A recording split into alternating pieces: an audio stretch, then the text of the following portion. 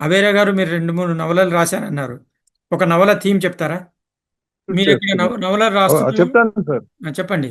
Operation octopus theme ఏంటంటే అండి, ఉమ్, ఆ, ఒక లేడీ ఓరియంటెడ్, హీరోయిన్ ఓరియంటెడ్ అండి ఇది. ఉమ్, అందులో ఒక undercover police spy officer లాగా ఉంటది ఆవిడ. ఉమ్, ఇప్పుడు ఇండియాలో డ్రగ్ మాఫియా బాగా యాక్టివ్ గా అయినప్పుడు దాన్ని ఎట్లా అడ్డుకోవాలనేది మెయిన్ థీము. ఉమ్, దాని మీద మొత్తం స్టోరీ అంతా నడుస్తుందండి. మళ్ళీ ఇక్కడి నుంచి బ్యాంకాక్ వెళ్ళిపోతుంది.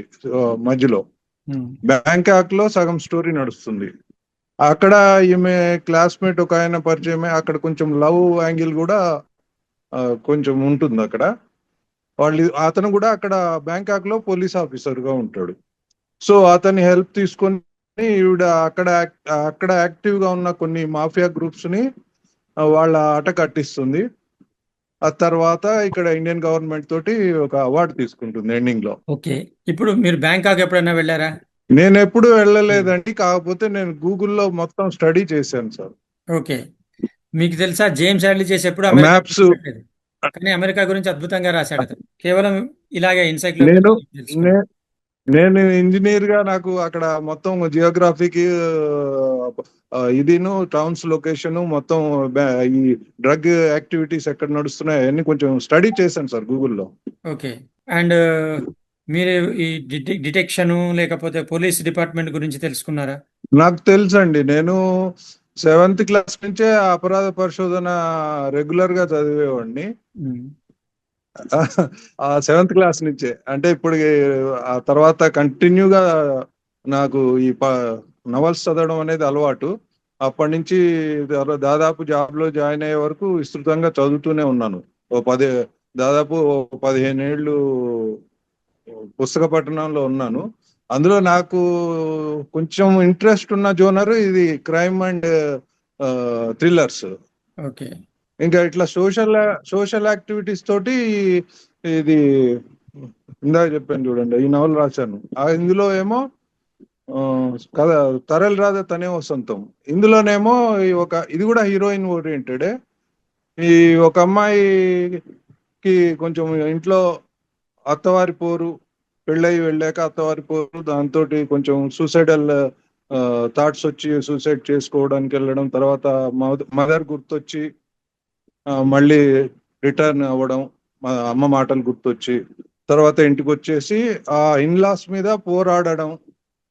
పోరాడి తను ఒక బిజినెస్ ఎంటర్ప్రిన్యూర్ గా ప్రూవ్ చేసుకోవడం. అంటే ఆమె జాబ్ చేయనియరు వీళ్ళు. ఉమ్, తను వాళ్ళతో పోరాడి బయటికి వెళ్ళిపోయి తర్వాత తనకంటూ ఒక ఎంటర్ప్రిన్యూర్షిప్ క్రియేట్ చేసుకొని మంచి దేశంలో పేరు సంపాదిస్తుంది. ఇది నా రెండో నవల అండి. ఓకే. సో నవల మీరు గమనిస్తే ఈయన రీసెర్చ్ చేశారు. తనకు తెలియని విషయాలు తెలుసుకున్నారు.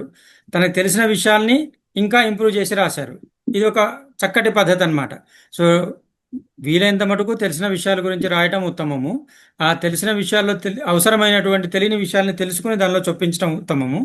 ఇంకొకటి, నవలని ఆసక్తికరంగా చేసేది ఏంటంటే, చదివే పాఠకుడికి బోల్డంత తెలుసుకోవాలన్న తృష్ణ ఉంటుంది.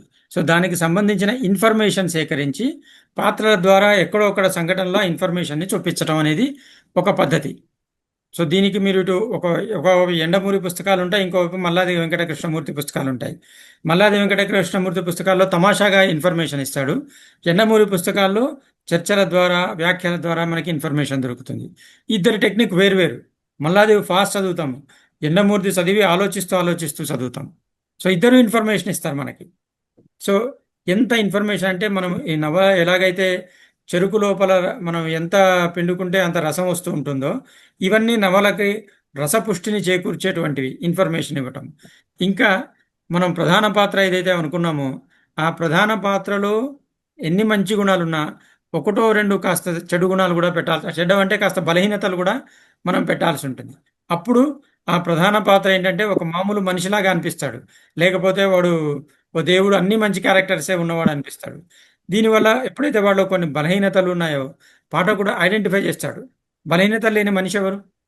కాబట్టి ఆ ఐడెంటిఫై చేస్తాడు. అలాంటి ఐడెంటిఫై చేసే బలహీనతలు పెట్టడం వల్ల, మీకు ఉదాహరణకి ఆ, ఒక నవల ఉంటుంది.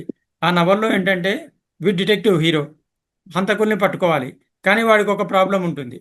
ఎత్తుల మీదకి వెళ్తే వాడికి తల తిరుగుతూ ఉంటుంది. ఒక హైట్కి వెళ్ళలేడు వాడు. చివరి దొంగ పట్టుకోవాల్సినప్పుడు వాడు పెద్ద కొండ ఎక్కుతాడు. వీడు పైకి ఎక్కలేడు. ఇప్పుడు ఎక్కి పడితే కానీ వాడు దొరకడు. సో ఈ బలహీనతల్ని అధిగమించటం, బలహీనత చూపించాలి వాడికి కూడా బలహీనతలు ఉన్నాయి హీరోకి అని. కానీ ఆ బలహీనతలను అధిగమించడంతో రియల్ హీరో అవుతాడు. బలహీనకి లొంగిపోయిన వాడు విఫలుడు అవుతాడు. సో ఈ నవల్లో మనం సృష్టించే పాత్రలు పాఠకులకి దగ్గరగా చేరాలి, పాఠకులు వాటితో తన్మయత్వం చెందాలి, మమేకం చెందాలంటే పాత్రలు భూమి మీదే ఉండాలి. అంటే మామూలు మనుషుల్లాగే ఉండాలి. అతనికి కూడా కష్టాలు ఉండాలి, బాధలు పడుతూ ఉండాలి, కానీ బాధలను అధిగమించాలి. బలహీనతలు ఉండాలి, బలహీనతలను అధిగమించాలి. దాని ద్వారా అతను ఒక ఆదర్శ పాత్ర అవుతాడు. సో ఇది ఇలా క్యారెక్టర్స్ని ఇప్పుడు హీరోయిన్, హీరో తండ్రి ఎలాంటి పాత్ర. ఒక పద్ధతి ఏంటంటే ముందు మనకు నవల గురించి ప్లాన్ చేసుకుని అధ్యాయాలుగా డివైడ్ చేసుకుని ఎన్ని అధ్యాయాలు ఉండాలి, ఏ అధ్యాయంలో ఏమవ్వాలి, ఏ అధ్యాయంలో ఏ పాత్ర వస్తుంది, ఏ పాత్ర ఎలా ప్రవేశించాలి, దాని క్యారెక్టర్ ఏంటి, వాటి ఇంటరాక్షన్ ఏంటి, ఎక్కడే సంఘటన రావాలి, ఇలా కొందరు ఒక ఆర్డర్ రాసుకుంటారు, సినాప్సిస్ రాసుకుంటారు. ఆ సినాప్సిస్ రాసుకున్న తర్వాత దానికి ఈ జరగాలి అనుకుంటారు. ఆ సంఘటనని ఫ్లెషింగ్ అవుట్ అంటారు. పాత్రల్ని, క్యారెక్టర్స్ని ఫ్లెషింగ్ అవుట్, ఇన్సిడెంట్స్ని ఫ్లెషింగ్ అవుట్ అని ఒక పదం ఉంది. అంటే వాటికి రక్త మాంసాలు ఇవ్వటం. ఉదాహరణకి ఒక చాప్టర్ లోపల హీరోయిన్కి గొడవ అవ్వాలి. సో గొడవను ఎట్లా సృష్టించాలి, దాన్ని ఎట్లా వర్ణించాలి. ఆ గొడవ కూడా వాళ్ళిద్దరు గొడవ పడ్డారు అని రాస్తే సరిపోదు. అంతకు ముందు సంఘటనల నుంచి వాళ్ళ వ్యక్తిత్వంలో ఉన్నటువంటి ఏవైతే తేడాలు, విభేదాలు ఉన్నాయో అవి ఇక్కడ పైకి రావాలి. పైకి వచ్చి వాళ్ళల్లో గొడవ జరగాలి. ఇలాగా ఒక లాజికల్గా మనం స్టోరీని బిల్డప్ చేయాలి. ఎలాగైతే ఒక ఇంటి ఇటుక మీద ఇటుక, ఇటుక పక్కన ఇటుక పెట్టుకుంటూ మధ్యలో సిమెంట్ రాసుకుంటూ ఇల్లు కడతారో అలాగా మనం నవలను కూడా పాత్రలు, పాత్రల మధ్య సంబంధాలు, పాత్రల వ్యక్తిత్వాలు, పాత్రల మనస్తత్వాలు, తర్వాత సంఘటనలు, సంఘటనలకి ఈ పాత్రలు ఎలా రియాక్ట్ అవుతాయి, ఈ రియాక్షన్ కూడా లాజికల్గా ఉండాలి. సో లాజికల్గా ఆ రియాక్షన్, దానికి ఫలితము నెక్స్ట్ సీన్లోకి వెళ్ళాలి. అంటే నెక్స్ట్ చాప్టర్లోకి కథ ముగుస్తూ ఉన్నప్పుడు ఒక చాప్టర్ నుంచి ఇంకో చాప్టర్, ఏదైతే చాప్టర్ డివిజన్ చేస్తామో చాప్టర్స్ మధ్య సంబంధం ఉండాలి. ఎప్పుడైతే ఇదేంటి ఒకటే పాత్ర మనం ప్రధాన పాత్ర తీసుకున్నప్పుడు మనం రెండు పాత్రలు తీసుకుంటాం అనుకోండి. ఒక చాప్టర్ ఒక పాత్రతోటి దానికి సంబంధించి రెండో చాప్టర్. ఉదాహరణకి ఒక ధనికుడు, ఒక పేదవాడు తీసుకున్నాం మనం. ధనికుడు హాయిగా సర్వ సౌఖ్యాలు అనుభవిస్తుంటాడు. అది ఒక సంఘటన, ఒక చాప్టర్లో చూపిస్తాను. నెక్స్ట్ చాప్టర్లోకి వచ్చేటప్పటికి పేదవాడు ఎన్ని కష్టాలు పడుతున్నాడు, తినడానికి తిండి లేదు, వాడు బురదలో పడి పొర్లుతున్నాడు, పట్టించుకునేవాడు లేడు, అది చూపిస్తాను. నెక్స్ట్ దానిలో ధనవంతుడు చదువుకోవాలనుకుంటున్నాడు, వాడికి అన్ని పుస్తకాలు ఉంటాయి, అన్నీ ఉంటాయి, టకటక ఇది చదువుతూ ఉంటాడు, ఆడుతూ ఉంటాడు. ఇక్కడ పేదవాడు చదువుకోవాలి, వాడికి పుస్తకం ఉండదు. ఎట్లా ఎవడి పుస్తకం ఎత్తుకు రావాలా, కనపడ్డ ప్రతి పేపర్ తీసుకుంటూ చదువుతూ ఉంటాడు. సో ఈ కాంట్రాస్ట్, క్యారెక్టర్స్ని కాంట్రాస్ట్ చేయడంతో మనకి ఏదో ఒక క్యారెక్టర్ మీద మనకి మనం ఆసక్తి కలుగుతుంది. ఈ ఇద్దరు ఎక్కడో కూడా కలుస్తారు. కలిసినప్పుడు వాళ్ళు ఇది ఎట్లా ఉంటుంది, వాళ్ళు ఇలా కొట్లాడతారు, వాళ్ళ మధ్య ఏం జరుగుతుంది. ఉదాహరణకి మీరు గమనిస్తే మహాభారతం చూడండి. కర్ణుడు, అర్జునుడు రెండింటిని ప్యారలల్గా తీసుకొస్తారు. అర్జునుడు ఎంత శక్తిమంతుడో కర్ణుడు అంత శక్తిమంతుడు. అర్జునుడికి ఎంత విద్య వచ్చు, కర్ణుడికి అంత విద్య వచ్చు. కానీ మహాభారత యుద్ధం జరగకపోతే వీళ్ళిద్దరూ ఒకరితో ఒకరు పోటీ పడతారని మనకు తెలుసు. సో స్టోరీ బిల్డప్ చేస్తున్నాడు. అర్జునుడి గొప్పతనం చూపిస్తున్నాడు, కర్ణుడి గొప్పతనం చూపిస్తున్నాడు, తేడా చూపిస్తాడు. వాళ్ళిద్దరి మధ్య కాన్ఫ్లిక్ట్ తప్పదు, ఏదో ఒక రోజు వాళ్ళిద్దరు కొట్లాడక తప్పదు. ఆ బ్యాంక్ కొట్లాట కురుక్షేత్ర యుద్ధంలో అవుతుంది. అక్కడ కూడా ఏంటి, కర్ణుడు రథం దిగిపోవడం వల్ల పోతాడు. ఆయన లోపం లేదు అక్కడ, ఏదో శాపం ఇచ్చారు. సో విధి, ఇలాగా క్యారెక్టర్స్ని డెవలప్ రావణాసురుడు కూడా రాముడి క్యారెక్టర్. మీరు అందుకని మీరు కథలు చదవండి, నవలలు చదవండి, పురాణాలు చదవండి.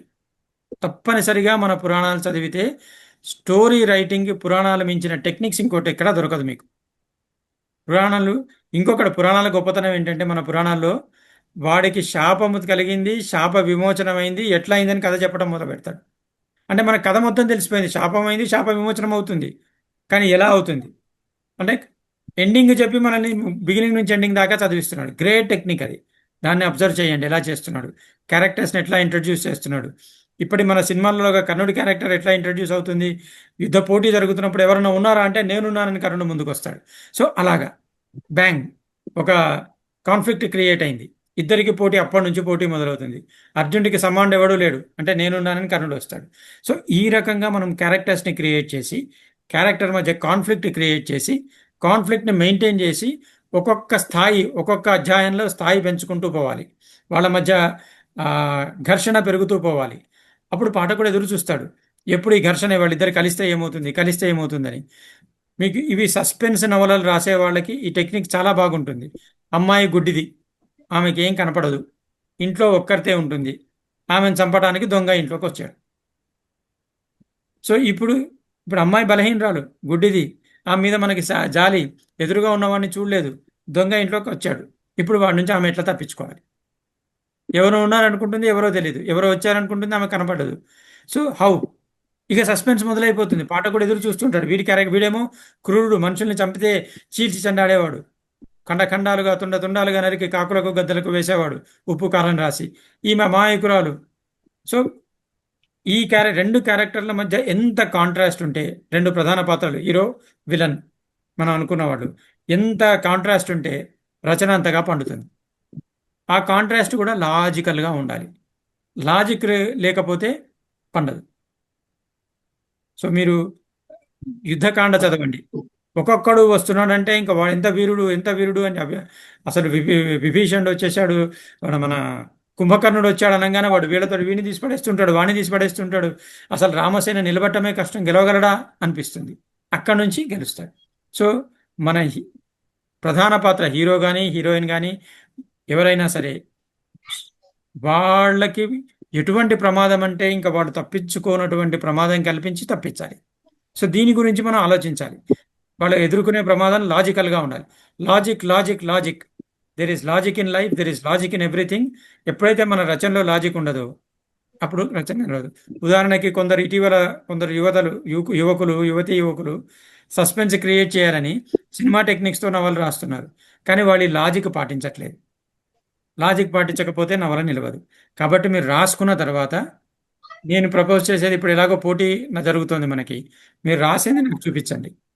మీకు అభ్యంతరం లేకపోతే గ్రూప్లో చర్చిద్దాం, అభ్యంతరం ఉంటే వ్యక్తిగతంగా చర్చిద్దాం. కానీ అల్టిమేట్గా పర్ఫెక్ట్ నవలని మీరు పోటీకి పంపించాలి. మాకు కావాల్సింది అది. ఎందుకంటే మీ నవలలు మా సంచికలో సీరియల్గా వేస్తాను నేను. కాబట్టి మనకి ఎవరు పాయింట్అవుట్ చేయకుండా ఈ నవలకి ఫస్ట్ ప్రైజ్, ఈ నవలకి సెకండ్ ప్రైజా అని అనకుండా పర్ఫెక్ట్ నవలలు పంపించాలి. ఎవరైతే జడ్జి ఉన్నారో వాళ్ళు జుట్టు పీక్కోవాలి, అన్నిటికీ ఫస్ట్ ప్రైజ్ ఇవ్వాలనిపించాలి. అలాంటి నవలలు తయారు చేయాలని నా ఉద్దేశం. కాబట్టి మీకు అభ్యంతరం లేకపోతే నాకు మీరు రాసింది సగం రాసినా, 2 చాప్టర్లు రాసినా, 3 చాప్టర్లు రాసినా పీడిఎఫ్ పంపించండి. ఒక కాపీ మీ దగ్గర ఉంచండి, ఒక కాపీ నా దగ్గర ఉంచండి. ఇది కూడా ఒక సూత్రం. ఎప్పుడు ఒకే కాపీ ఉంచి ఆ కాపీ పంపించేయద్దు. మీ దగ్గర కాపీ ఉండాల్సిందే. ఇది ఎక్కడ మిస్ అయినా మీ దగ్గర కాపీ ఉంటుంది. అప్పుడు మనం 2 కాపీలు పెట్టుకుని చర్చించవచ్చు. అభ్యంతరం లేకపోతే గ్రూప్లో, అభ్యంతరం అయితే వ్యక్తిగతంగా. చాయిస్ మీదే. కానీ మనం చర్చించాలి. ఇప్పటి నవలలు రాసేవాళ్ళు ఏంటంటే, ఫ్రెండ్స్ ఎలాగో పొగుడతారు, పొగిడేటప్పటికి ఇక మేమే అల్టిమేట్, మాకు ఎవరు లేరు, చెప్పాల్సిన అవసరం లేదనుకుని డైరెక్ట్గా పబ్లిష్ చేసేస్తున్నారు. మీకు బొచ్చెడు నవలలు చూపిస్తాను నేను. పబ్లిష్ అయిన తర్వాత వెనక్కి తీసుకోలేరు. ఆ నవలలు చదువుతుంటే ఎంత చైల్డిష్గా, ఇలా ఎలా రాశారు, ఎలా పబ్లిష్ చేశారు, దీనికి ముందు మాటలు రాసిన వాళ్ళు ఎలా రాస్తారు అని, చివరికి ముందు మాటలు రాసిన వాళ్ళని, ప్రఖ్యాతి ఉన్న రచయితల్ని కూడా మనం విమర్శించాల్సి వస్తుంది. అలాంటి పరిస్థితి రాకుండా ఆలోచించండి. మీరు ఎంత రాస్తే అంత పంపించండి, ముందుకు తీసుకెళ్దాం. ఇందాక ఒక ఆయన 80 పేజీలు రాశాను, ఎలా పెంచాలో కుదరట్లేదు అంటున్నారు. పంపించండి. మీకు నవలని ఎలా పెంచాలో అనే దాని గురించి ఆలోచించాల్సిన పని లేదు. ఎందుకంటే నదీ ప్రవాహం, ఎక్కడెక్కడ ప్రవాహం మలుపు తిరుగుతుంది, అడ్డంకి వచ్చినప్పుడు ఒక మలుపు తిప్పడమే నవలని. సో నవలల పోటీ వివరాలు గ్రూప్లో షేర్ చేశారు పద్మావతి గారు, మా సంచికలో కూడా పబ్లిష్ చేశాము. కాబట్టి ఒకసారి గ్రూప్లో చూసుకుంటే నవలల పోటీ వివరాలు తెలిసిపోతాయి. అండ్ పేజీ లిమిట్ అవన్నీ తెలుస్తాయి, ఎన్ని పేజీలు. టాపిక్ మీద ఎటువంటి లిమిట్ పెట్టలేదు అనుకుంటాను. మినిమం 150 పేజెస్ రాయాలి. సో ప్రథమంగా మీరు గమనించాల్సింది ఏంటంటే, మరొకసారి రిపీట్ చేస్తాను, తెలిసిన అంశం గురించి రాయాలి. నా ఫస్ట్ నవల నేను నా గురించే రాసుకున్నాను. ఓకే. సో నా ఫస్ట్ నవల నా గురించే, సెకండ్ నవల నా గురించే, ప్రతి నవల నా గురించే. పేర్లు సార్? ఏవండి? పేర్లు సార్, ఆ నవల పేర్లు సార్, మీవి చాలా చదివాను నేను, అందుకని అడుగుతున్నా. అంటే ఇంకొకటి, నవల పేరు సెంటిమెంట్ ఉంటుంది. ఉదాహరణకి నేను రాసే కొత్తలో నాకు ఆ అనే అక్షరంతో రాసిన నవల పబ్లిష్ అయింది. కాబట్టి అసిధార, అంతర్మథనం, అంతర్యాగం, సో ఇలాంటి పేర్లు పెట్టాము. తర్వాత తర్వాత మనకి కొంచెము పట్టు వచ్చిన తర్వాత ఏ పేరు పెట్టినా నవల పబ్లిష్ అవుతుంది. పునఃసృష్టికి పురిటి నొప్పులు, ఇలాంటి పేర్లు కూడా పెట్టాము. ఉమ్. అతిరాత్ర అని ఒక నవల, అతిరాత్ర అన్న పేరు కూడా పెట్టాము. సో ఇది ఫస్ట్ నవలలో చేయాల్సింది అంటే మీరు ఏ అంశం ఎంచుకుంటున్నారు అనే దాని మీద శుభ్రంగా క్లారిటీ ఉండాలి. స్పష్టంగా నేను ఇది రాయదలుచుకున్నాను, ఈ అంశంలో ఇది చూపించదలుచుకున్నాను, విద్యా విధానంలో లోపం చూపించదలుచుకున్నాను, లేకపోతే మన ఉద్యోగాల్లో ఉన్నటువంటి వివక్షను చూపించదలుచుకున్నాను, లేకపోతే విద్యార్థుల్లో ఉన్నటువంటి అలసత్వాన్ని చూపించదలుచుకున్నాను, లేకపోతే ప్రతిభ ఉన్నవాడికి అవకాశాలు రాకపోవటము, ప్రతిభ లేని వాడి అవకాశాలు కొనుక్కోవటము, ఇది చూపించదలుచుకున్నాను, మన రాజకీయాల్లో చూపించదలుచుకున్నాను, సామాజిక అంశాలు, ఇలా మీకు నచ్చిన అంశం ఎంచుకోవాలి. ఫస్ట్ మీకు తెలిసిన అంశం. తర్వాత నవల్ని ఎలా చేయాలి, ఒక క్యారెక్టర్, హీరో క్యారెక్టర్ ఎలా ఉండాలి, వాడి ప్రత్యర్థులు ఎలా ఉండాలి, చుట్టుపక్కల వాళ్ళు ఎలా ఉండాలి, జస్ట్ వాళ్ళకి పేర్లు ఎలా పెట్టాలి, ఇవన్నీ ఆలోచించుకొని పెట్టుకోండి. ఆ తర్వాత ఈ క్యారెక్టర్ ఎలా ఉంటుంది, ఎక్కడి నుంచి ఆరంభించాలి. నవల ఆరంభించడం అనేది చాలా కష్టమైన విషయం. ఒక్కసారి ఆరంభం వచ్చిందంటే పైనుంచి రాయి దొర్లిందంటే కొంత పైనుంచి అది కిందకి ఆటోమేటిక్గా దానంతదే వెళ్ళిపోతుంది. కాబట్టి ఎలా ఆరంభించాలి నవలని? ఉదాహరణకి రోషనారా ఒక హిస్టారికల్ పాత్ర ఉంది. రోషనారా నవల రాయాలి. ప్రసాద్ ఎలా అనే ఒక రచయిత రోషనారా గురించి రాశాడు. 1926లో ఒక ఆయన రోషనారా గురించి రాశాడు. సో ఇక్కడ మనం చేయాల్సింది ఏంటంటే, మనం ఎంచుకునే టాపిక్ ఏదైతే ఉందో రాయాలనుకుంటున్నామో, ఇంతకు ముందు అటువంటి ఎవరైనా రాశారా, రాస్తే ఎలా రాశారు, రిపిటేషన్. ఇంకొకటి, ఒకే టాపిక్ మీద మళ్ళీ రాయకూడదని లేదు. మన ధోరణి మనదే, మన అనుభవాలు మనమే. ఇద్దరూ పక్క పక్కన కూర్చుని బిర్యానీ తింటారు, ఒకటి కారం అనిపిస్తుంది, ఒకటి రుచికరంగా ఉంటుంది. సో మన అనుభవాలు మనవే. మనం వాళ్ళు రాశారు కదా అని మనం రాయటం మానేయక్కర్లేదు. కానీ వాళ్ళు ఏం రాశారో చూసుకుని వాళ్ళకి భిన్నంగా మనం రాయాలి. వాళ్ళ ధోరణి వదిలేసేయాలి, వాళ్ళు ఇలా రాశారు అలా రాశారని వదిలేయాలి. ఒక ఆయన రోషనారాని నింఫోమానియాక్ లాగా చూపించాడు. సో రోషనారా గురించి కథలు ప్రచారంలో ఉన్నాయి. సో ఆమెను నింఫోమానియాక్ లాగా చూపించాలా, ఎందుకని ఆమె అలా ప్రవర్తించిందో చెప్పాలా, దానికి ఎందుకు ఎటువంటి కారణాలు వచ్చినాయి, సామాజికంగా, ఆర్థికంగా, ధార్మికంగా, రాజకీయంగా ఎందుకు అటువంటి పరిస్థితులు వచ్చాయి, అవి చూపించుకుంటూ రోషనారా క్యారెక్టర్ మీద మనం దృష్టి పెట్టి రాయాలి. అలాగే మీరు ఒక క్యారెక్టర్ ఎంచుకున్నప్పుడు, ఉదాహరణకి అసిధార అని ఒక నవల రాశాను నేను. దానికన్నా ముందు అంతర్యాగం, రెండు కనెక్టెడ్ నవలలు. అంతర్యాగం నవల్లో పల్లెటూరులో తెలుగు మీడియంలో చదువుతున్న పిల్లవాడికి పట్నంలో ఇంగ్లీష్ మీడియంలో చదువుతున్న వాళ్ళకి ఎక్కువ తెలుసు, తాను వెనకబడ్డాను కాబట్టి తను కూడా పట్నం వెళ్ళి చదువుకోవాలి అని ఒక కోరిక ఉంటుంది. సో అతను పల్లెటూరు వదిలిపెట్టి కొట్లాడి పేరెంట్స్ తోటి పట్టణానికి వచ్చి చదవటం మొదలుపెడతాడు. పట్టణానికి వచ్చి చదవటం మొదలుపెట్టిన తర్వాత అర్థమైంది ఏంటంటే, ఇక్కడ చదువు మీద ఎవరికి ఇంట్రెస్ట్ లేదు. ఒకడు చదువు కాలేజీకి ఎందుకు వస్తాడు అంటే, హాస్టల్లో ఉంటే రకరకాల ఫెసిలిటీస్ ఉంటాయి కాబట్టి హాస్టల్లో ప్రొలాంగ్ చేయడం కోసం ఉండటానికి చదవటానికి వస్తాడు. ఇంకొకటి ఇక్కడ ఉండి కాంపిటేటివ్ ఎగ్జామ్స్ మీద దృష్టి పెడతాడు చదువు కన్నా. ఒకడు రాజకీయాలు ఆడతాడు. మేము చదువుకునేటప్పటి పరిస్థితులు అవి. సో ఒకడు రాజకీయాల మీద అంటాడు, ఏబీపీ అంటాడు, సిపియు అంటాడు, అవంటాడు, వాళ్ళ మధ్య కొట్లాటలు ఉంటాయి. ఒకడు కాలేజీ కన్నా ఈ మ్యూజిక్ నేర్చుకుని సినిమాల్లోకి వెళ్ళిపోవాలని ఉంటాడు, ఒకడు కాలేజీ కొట్టి సినిమాలు చూస్తుంటాడు. దీనిలో పల్లెటూరు నుంచి తెలుగు మీడియంలో చదువుతూ ఇంగ్లీష్ మీడియంలోకి వచ్చిన పిల్లవాడి మానసిక వ్యధ, అసలు ఎడ్యుకేషన్ మీద, చదువు మీద చాలా ఇంట్రెస్ట్ ఉన్న వాడికి ఈ పరిస్థితిలో చదువు అంటే ఎలా అర్థమవుతుంది, ఎక్కడ లోపం ఉంది చదువులో, ఆ లోపాన్ని ఎలా సవరించాలి. ఇది అంతర్యాగం నవల. సో ఒక క్యారెక్టర్ని ఎంచుకున్నాము. క్యారెక్టర్ ఎవరు అంటే, నాకు అనుభవం ఉన్నది నేనే. నేను తెలుగు మీడియంలో చదివాను, ఇంగ్లీష్ మీడియంకి చేరాను ఇంటర్ నుంచి. సో ఇంగ్లీష్ మీడియం వాళ్ళకి ఎక్కువ తెలుసు అనుకుంటే వాళ్ళకన్నా ఎక్కువ నాకు తెలుసు అని అర్థమైంది. ఒకటి ఏంటంటే, నేను తెలుగు టర్మినాలజీ, వాళ్ళది ఇంగ్లీష్ టర్మినాలజీ, అది కూడా వాళ్ళు చెప్పలేరు. సో వాళ్ళకి మనకి మనమే వాళ్ళకన్నా ఇది ఒక ఇంగ్లీష్ మాట్లాడడం నేర్చుకోవాలి. సో ఎలాగ మనం ఉన్నామో అటువంటి సంఘటనలు. మేము డిగ్రీ కాలేజీలో చదివేటప్పుడు ఏబీపీ వాళ్ళు వీళ్ళు తనుకున్నారు, నేను ప్రత్యక్షంగా చూసాం. First time violence with my eyes, అది వర్ణించాం. ఒకటి నెక్స్ట్ డే వాడు వచ్చి మాట్లాడినప్పుడు వాడు రెండు పళ్ళు లేవు, కొట్లాట్లో పోయినాయి. సో అది వర్ణించాము. అంటే మనకి తెలిసిన వాతావరణం. ఇంకొకటి మనకు కొన్ని ఊహలు ఉంటాయి యవ్వనంలో ఉన్నప్పుడు. అటువంటి క్యారెక్టర్ ఒక హీరోయిన్ని క్రియేట్ చేయటం, మన నిజ జీవితంలో చేయలేని పనులు చెయ్యాలని ఉండి చెయ్యలేని పనులు, అసంభవమైన పనులు నవల్లో పెట్టచ్చు. Creative writing is a kind of wishful thinking. నేను 10 మంది గుండాల్ని కొట్టలేను. అసలు గుండాలు అక్కడ ఉన్నారంటేనే ఇక్కడి నుంచే నేను పక్కకి తప్పుకుని వెళ్ళిపోతాను. కానీ మా హీరో ఏం చేస్తాడు? గుండాలను ఎదుర్కొంటాడు. అవసరమైతే తుపాకీ తీస్తాడు. తుపాకీ నేను ఈ డిటెక్టివ్ కథలు రాసిన తర్వాత ఒక పోలీస్ నాకు ఒక తుపాకీ ఇచ్చి ఇట్లా ఉంటుంది బాబు తుపాకీ అని చూపించాడు. ఆ తుపాకీ పట్టుకుంటే చాలా బరువు ఉంది అది. మనం ఈజీగా ఇట్లా తీశాడు కాల్ చేశాడని చూపిస్తూ ఉంటాం కథల్లో. సో మనం ఏవైతే ఊహలు తీరని కోరికలు కూడా మనము కథల్లో పెట్టచ్చు. It is a cathartic. నిజ జీవితంలో మనము పొందిన అవమానాలకి ప్రతీకారం కథలో తీర్చుకోవచ్చు.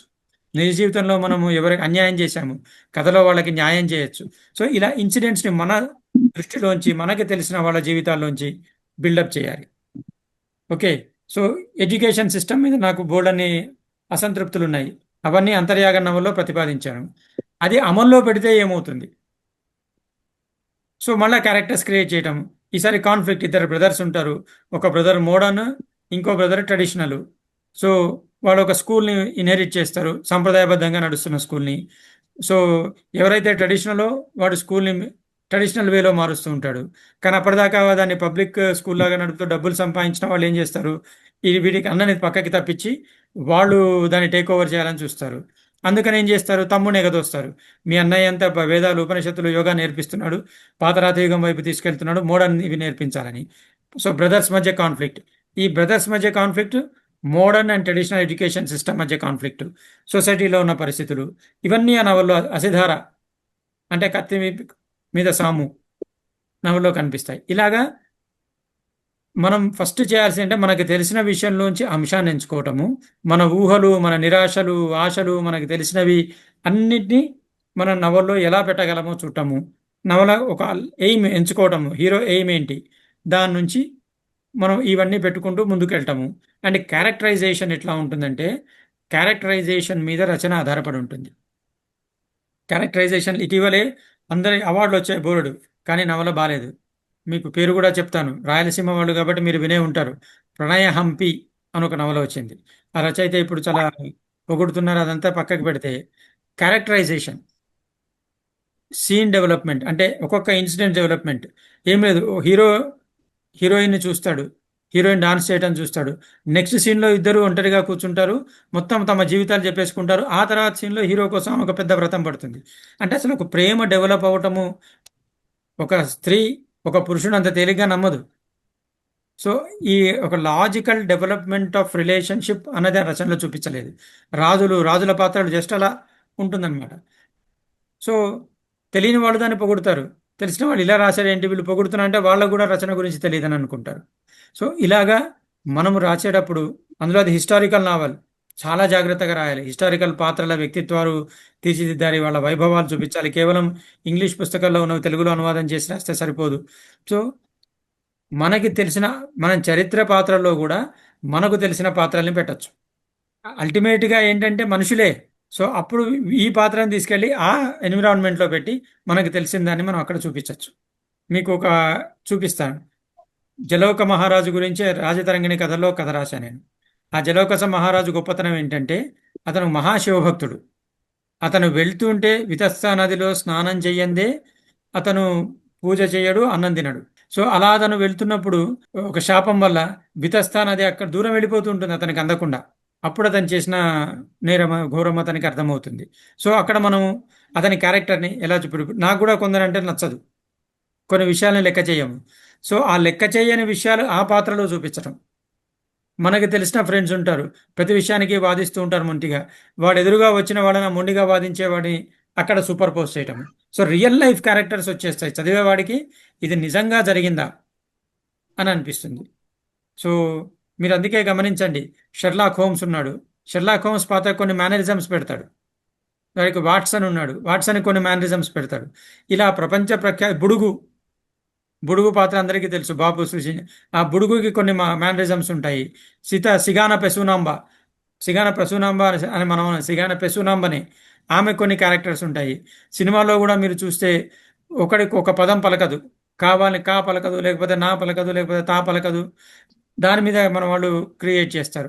అలా క్యారెక్టర్స్ని మీరు ఒక సినిమా చూస్తే, ఇది కూడా నవల్లోంచి వచ్చిన సినిమానే, పాత్ర బయట కూర్చుంటుంది, అరుగు మీద మనకి చిన్నప్పుడు విలేజెస్లో బోల్డంత మందిని చూసుంటాం. అరుగు మీద వచ్చిపోయేవాడిని పలకరిస్తూ ఉంటుంది, ఏరా ఎలా ఉన్నావురా అని. వాడు అర్జెంట్ పనైనా వాడిని కూర్చోబెట్టి మాట్లాడుతూ ఉంటుంది. ఇంకొకడు ప్రశ్న అడుగుతూనే ఉంటావు. సో ఇలా మనం కనిపిస్తున్న వాళ్ళని తీసుకొచ్చి మనం మన నవల్లో పెట్టచ్చు. చుట్టుపక్కల పాత్రలే, మన మిత్రులే మనతో అబద్ధాలు ఆడుతూ ఉంటారు ఒక్కోసారి, డబ్బులు ఇవ్వాల్సి వస్తుందని. ఆ పాత్రలను కూడా తీసుకొచ్చి వాళ్ళు ఆడిన అబద్ధాలు పెట్టేయచ్చు మన నవల్లో. కానీ ఆల్ క్యారెక్టర్స్ నిజంగా నిత్య జీవితంలోంచి రావాలి. చదివే వాళ్ళకి వీడు సృష్టించాడు ఈ క్యారెక్టర్ని అని అనుకోకూడదు. దానికి మ్యానరిజమ్స్ గిన్రిజమ్స్ పెట్టి అది ఎలా చేస్తామనేది ఆలోచించేయాలి. This is called fleshing out of characters. క్యారెక్టర్స్ని you have to flesh out.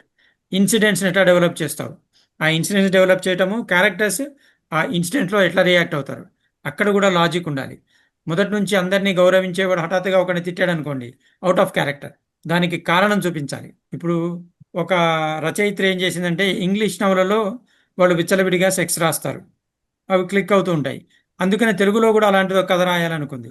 ఎలాంటి లాజిక్ చూపించకుండా సెక్స్ గుప్పించేసింది. అందరూ తిట్టారు ఆమెని. ఇదే మరి ఇంగ్లీష్ వాళ్ళు రాస్తే పొగుడతారు కదా అని ఆర్గ్యూ. ఇంగ్లీష్ వాళ్ళలో లాజికల్ డెవలప్మెంట్ ఉంటుంది. ప్రతిదానికి ఒక కారణం చూపిస్తారు, క్యారెక్టరైజేషన్ చూపిస్తారు, ఇష్టం వచ్చినట్టు రాశారు. సో ఇక్కడ తేడా వస్తుంది.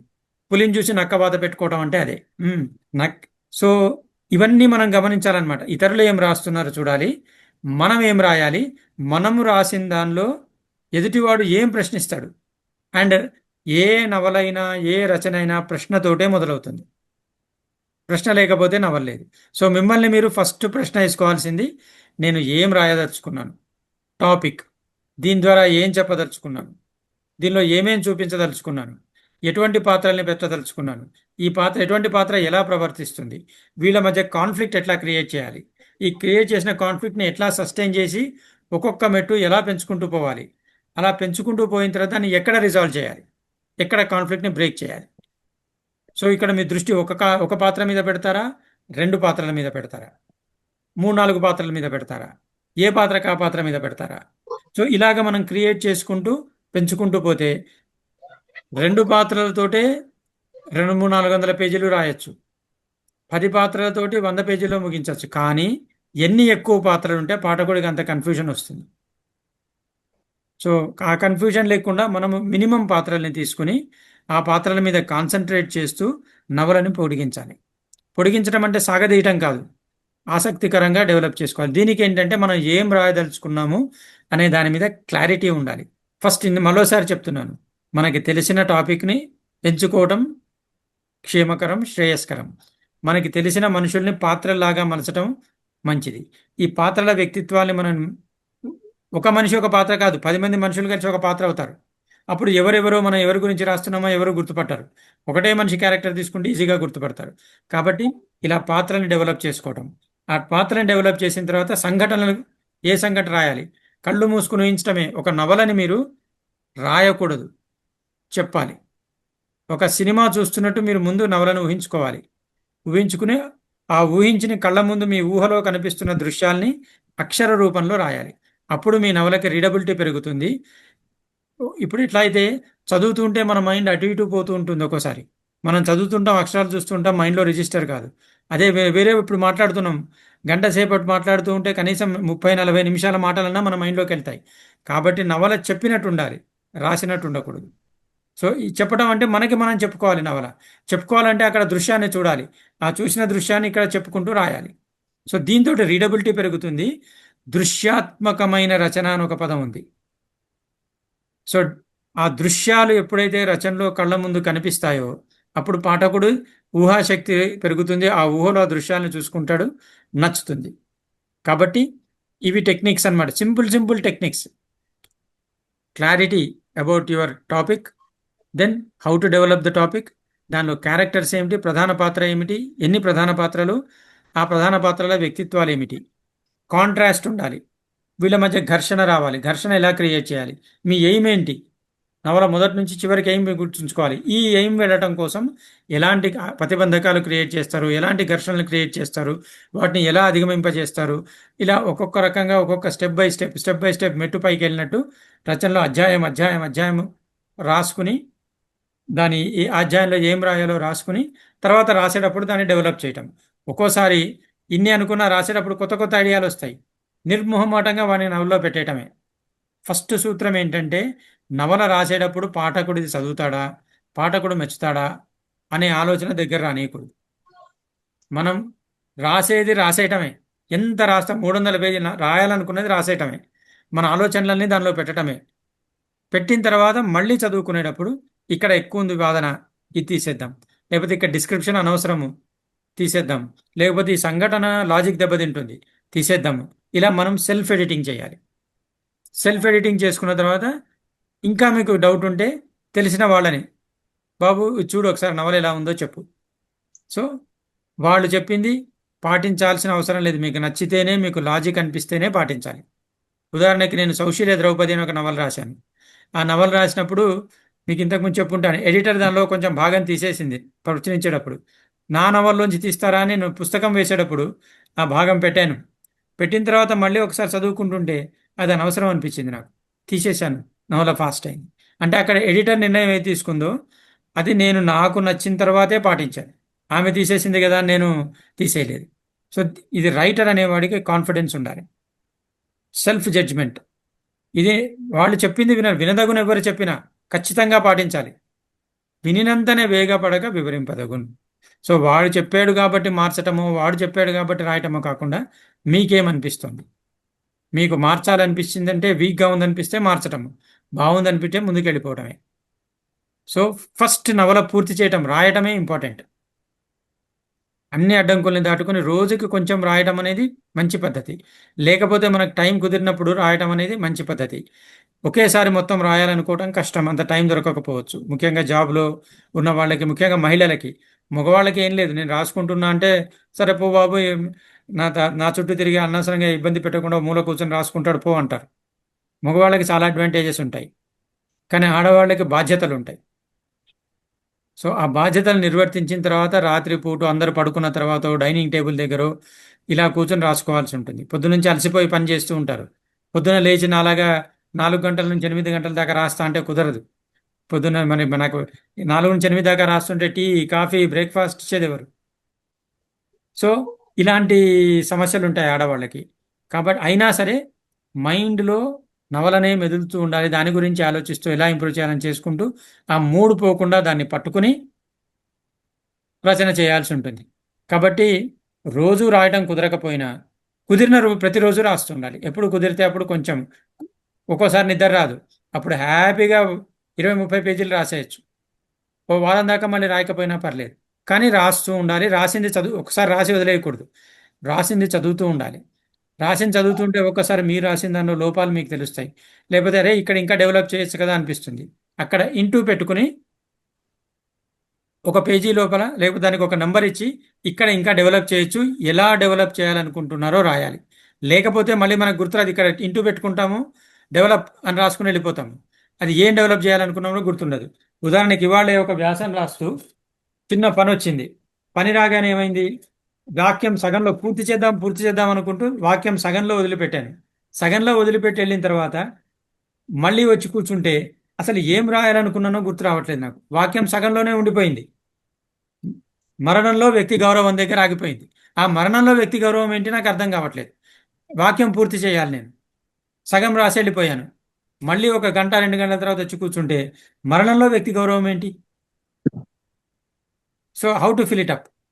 కాబట్టి అక్కడ కొంచెం ఏదో ఒక రాసుకుని వెళ్ళి ఉంటే నేను ఈజీగా పూర్తి చేశాను. కాబట్టి మళ్ళీ మొదటి నుంచి వ్యాసం చదువుకుంటూ వచ్చి అక్కడ వచ్చినప్పుడు ఆటోమేటిక్గా అదేంటో గుర్తొచ్చింది, రాసి పడేస్తాను. కాబట్టి అప్పుడప్పుడు మనము రాసినవి తిరిగి చదువుకుంటూ ఉండాలి. ఏది ఒక ప్రావీణ్యం వచ్చేంత మటుకు, అంటే ఒకేసారి పర్ఫెక్ట్గా రాయగలిగే శక్తి వచ్చేంత మటుకు రాసిన దాన్ని తిరిగి తిరిగి చదువుకుంటూ ఉండాలి. చదువుతున్నప్పుడే మనకి ఈ వాక్యం ఇట్లా బాగాలేదని మనకే తెలుస్తుంది, వేరే వాళ్ళు చెప్పనవసరం లేదు. అప్పుడు దాన్ని రీరైట్ చేసుకోవటము. అయితే చేయితో రాస్తే ఒక సమస్య ఏంటంటే రీరైట్ చేయాలంటే మొత్తం మళ్ళీ రాయాల్సి ఉంటుంది. అది కూడా మంచిదే, అప్పుడు మొత్తం నవ రచన లోపల ఇంకా బాగా అభివృద్ధి చెందుతాం. కానీ ఇప్పుడు మనకి టైపింగ్ ఫెసిలిటీ ఉంది. టైపింగ్ ఫెసిలిటీలో ఏంటంటే తప్పైతే మనం దాన్ని డిలీట్ చేసి రాయొచ్చు, లేకపోతే దీన్ని కాపీ చేసుకుని ఇంకొక ఫైల్ ఓపెన్ చేసుకుని అక్కడ యాడ్ చేయొచ్చు.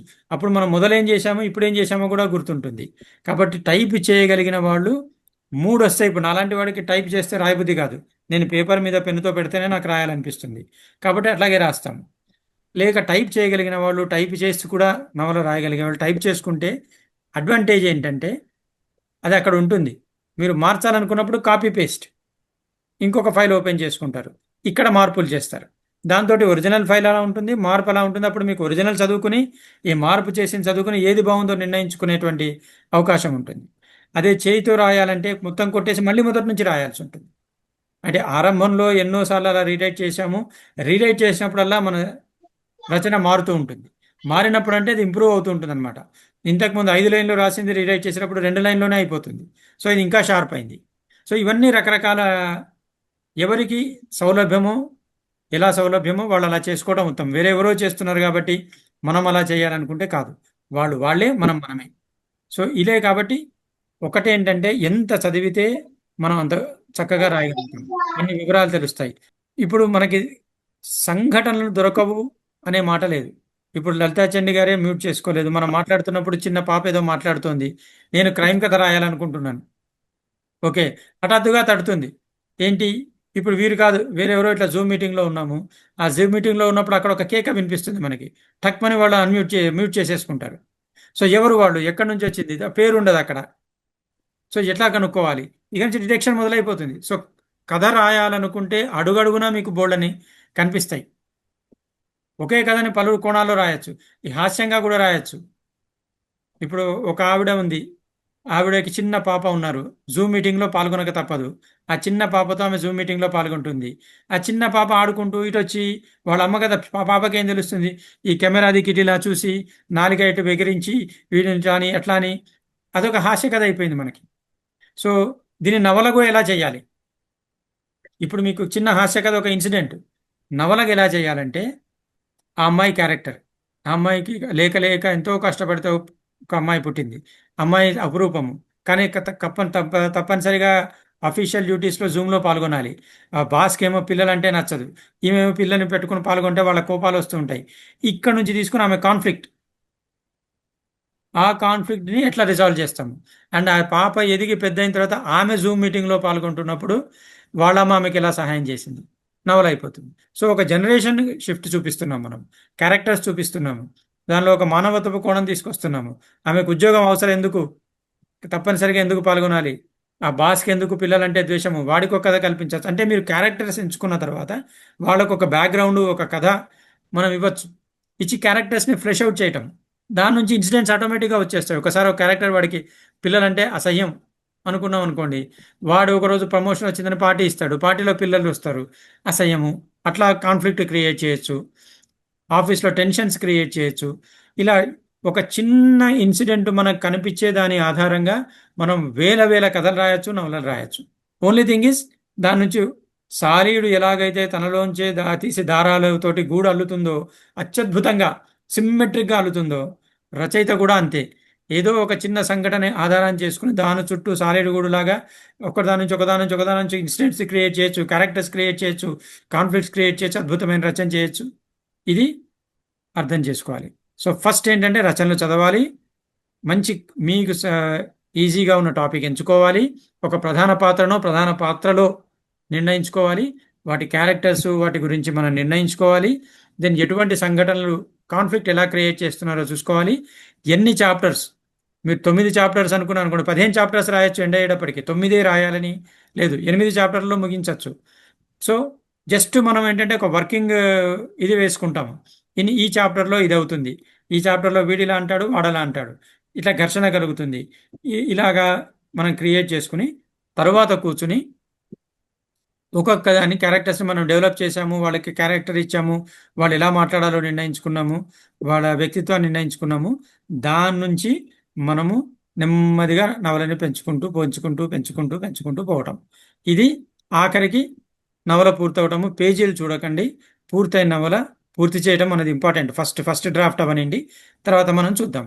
సో మీరు ఎవరన్నా రాసినవి నాకు పంపించినా సంతోషంగా నెక్స్ట్ దానిలో మనం చర్చిద్దాము, లేకపోతే వ్యక్తిగతంగా సూచనలు ఇస్తాను. కానీ ఇది ఒక నిరంతర ప్రక్రియ. అండ్ చాప్టర్ నిడివి ఎంత ఉండాలి అని ఒక ప్రశ్న అడిగారు. మన డిస్క్రిప్షన్, ఇప్పుడు ఒక చాప్టరు 15-20 పేజీలు రావచ్చు, ఒక చాప్టర్ 4 పేజీల్లో అయిపోవచ్చు. ఆ చాప్టర్లో ఏం అంశం ఉంది, అది ఎంత వేగంగా రాయగలుగుతామో, ఎంత ఫాస్ట్గా ఉంది, ఎంత ఇంట్రెస్టింగ్గా రాయగలుగుతున్నాము. అంతే తప్పించి చాప్టర్ ఇంత ఉండాలి అనేటువంటి కట్ త్రోట్ నియమము ఏమీ లేదు. ఓకే, ఉదాహరణకి ఇప్పుడు నా దగ్గరే ఇప్పుడు నవల ఉంది, నేను రాసిన నవలే పక్కన ఉంది. ఈ నవలను మీరు చూస్తే ఒక్కో చాప్టరు ఇదిగోండి ఇక్కడ స్టార్ట్ అయింది, ఈ పేజీలో స్టార్ట్ అయింది, నెక్స్ట్ పేజీకి వచ్చేటప్పటికి చాప్టర్ అయిపోయింది, నెక్స్ట్ దానిలో పేజీ మధ్యలోంచి స్టార్ట్ అయింది, ఇక్కడే అయిపోయింది, అదే పేజీలో అయిపోయింది. చూశారు కదా, ఇక్కడ 3 చుక్కలని, ఇక్కడ 3 చుక్కలు ఉన్నాయి. సో ఇంతే ఒక చాప్టర్ రాసుకున్నాను నేను. సో ఒక ఇన్సిడెంట్ ఏదైతే అవుతుందో, ఒక చాప్టర్లో ఒకసారి 4-5 ఇన్సిడెంట్లు ఉంటాయి. అప్పుడు 4-5 ఇన్సిడెంట్స్ ఒక చాప్టర్లో వచ్చేప్పుడు చాప్టర్ నిడివి పెరుగుతుంది. లేకపోతే మీరు ఇంకా ఫాస్ట్ చేయాలనుకున్నారు, అప్పుడు 5-6 లైన్లతో ఒక టకటకటక 5-6 సంఘటనలు రాస్తారు.